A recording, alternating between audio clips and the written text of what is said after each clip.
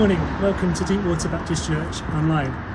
One of the things we've heard a lot about during lockdown is the need to keep fit and healthy. So I've just been out for my daily bike ride because it's good to stay fit and active, isn't it? Well, at least it would be. But the truth is, this is the first time I've taken the bike out in weeks. And as a result, I'm not as fit and healthy as I should be. So that ride this morning was really hard work. So I'm going to get this bike inside, I'm going to get changed, and I'll see you inside. That's better. I'm feeling slightly more human now. You know, before all this lockdown started, I got myself into reasonable shape. I was going to the gym twice a week, and my ministry was fairly active too. Some of you will know how busy our messy church usually is and how active that is. And also, many of you will have seen me at the school. We did a lot of work in the school, and I also ministered in central London at least once a week. So life was fairly busy, but this year the pace has been very much slower. And with everything moving online, there hasn't been the need or the opportunity really to be as active as we were before. And with the gyms closed and the schools closed, at the start of the first lockdown, if you remember, there was a real concern about people staying fit and healthy while they were at home. And at the start of lockdown, I had really good intentions to stay fit and healthy. Like many people, I tuned into Joe Wicks, and I even exercised with Mr. Motivator, although I think that was probably more nostalgia than anything else. I even bought myself a gym mat to use at home. But if I'm honest with you, I think it spent more time under the sofa than it has being used. So in the summer, I dug out my rusty old bike out of the shed and I cleaned it up, and I made sure that all the gears were working properly and made sure that the brakes still worked, and then I took it out for a ride. And the truth is, it was really hard work. And so I think my bike also, I spent more time cleaning it up than I have riding it. And overall, including the ride that I've done today, I think I've done around about 10 or 11 miles on it, something like that. Not that impressive, really, is it? So clearly, I need to work a lot harder at getting myself back into shape. But what I want to ask you about this morning is your spiritual health. Are you feeling spiritually fit at the moment? Or are you feeling a little bit out of shape? You know, just like our physical exercise and physical fitness, we need to work at our spiritual fitness if we want to maintain a strong, healthy faith. The Apostle Paul gives a really useful illustration to the Corinthian church. In 1 Corinthians 9, Paul says this: "Do you not know that in a race all the runners run, but only one gets the prize? Run in such a way as to get the prize. Everyone who competes in the games goes into strict training. They do it to get a crown that will not last, but we do it for a crown that will last forever. Therefore I do not run like someone running aimlessly. I do not fight like a boxer beating the air. No, I strike a blow to my body and make it my slave, so that after I have preached to others, I myself will not be disqualified for the prize." The Corinthians would have been very familiar with the illustration that Paul uses there of runners running in the games. Every 2 years, they would have witnessed the Isthmian Games, which took place in their very own city. And they would have been familiar with the Olympic Games that at the time took place in Olympia, which is only 130 miles away from Corinth. In actual fact, this is a picture of me at that ancient Olympic stadium in Olympia. It's still there, you can go and visit it today. And Paul says that everyone who competes in the games goes into strict training. They don't just become champion athletes overnight, they have to work at it. And Paul uses that as an illustration for us in our spiritual lives. If we want to be spiritually fit and healthy, if we want a strong faith, it doesn't just happen overnight. We have to work at it. Timothy was an understudy of Paul, and Paul told Timothy to train himself to be godly. And again, he compares it to physical training. So Paul says to Timothy, train yourself to be godly. For physical training is of some value, but godliness has a value for all things, holding promise for both the present life and the life to come. That is why we labour and strive, because we have put our hope in the living God. So how do we train ourselves to be godly? What does the training regime look like if we want to become spiritual athletes? Well, just like an athlete trains their physical muscles, so we need to train our spiritual muscles. And there's a few pieces of equipment in the spiritual gymnasium to help us get into spiritual shape. The first and probably most important is the Bible. You know, I remember when I was in Sunday school, we had a teacher who was a good artist, and she created two characters. One was called Mr. Bright and the other was called Mr. Dim. Mr. Bright did things God's way, whereas Mr. Dim didn't. And one illustration I remember was Mr. Dim's Bible. It was in pristine condition, it looked great, it was well preserved, but it had a spider's web across the front of it, because Mr. Dim never used his Bible. Mr. Bright's Bible, on the other hand, was battered and worn, because it was well used. It's a good illustration, isn't it? And one that stuck with me. Now, reading the Bible is one of the key ways to nurture our faith.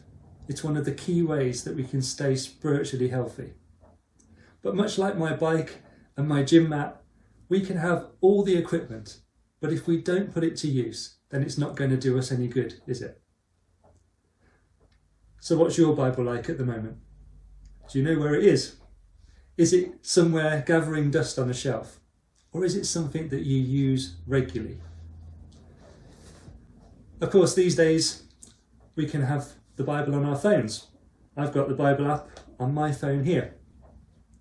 There's a wonderful app that I use. If you're from Deepwater, you'll have heard me talk about this before.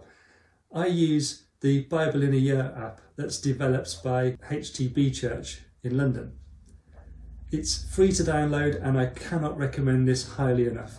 So if you download it from the App Store, every day you'll get a Psalm, an Old Testament reading and a New Testament reading, and you get the wonderful Nicky Gumbel commentating on all of this. So you can read it, you can listen to it as an audio, so you can listen to it in the car if you want, or when you're walking around. And as a bonus, the Bible is read by David Suchet, who is the person who played Poirot, if you remember that. So it's a really wonderful work. A lot of work has gone into it, and it keeps you on track reading the Bible every day. So I highly recommend that to you. But however you do it, reading the Bible regularly is really important if we want to stay spiritually fit and healthy. The second piece of equipment in our spiritual gymnasium is prayer. Have you ever noticed how much Jesus prayed? Mark tells us that Jesus got up early in the morning to pray before starting his first preaching and healing tour of Galilee. Luke tells us that Jesus spent a whole night in prayer before appointing 12 of his disciples to be apostles. And after the feeding of the 5,000, guess what Jesus did? He prayed up on a mountainside until the evening came. Jesus prayed when times were hard. Jesus gave thanks when times were good. He prayed for his disciples and he taught them how to pray. Jesus prayed a lot.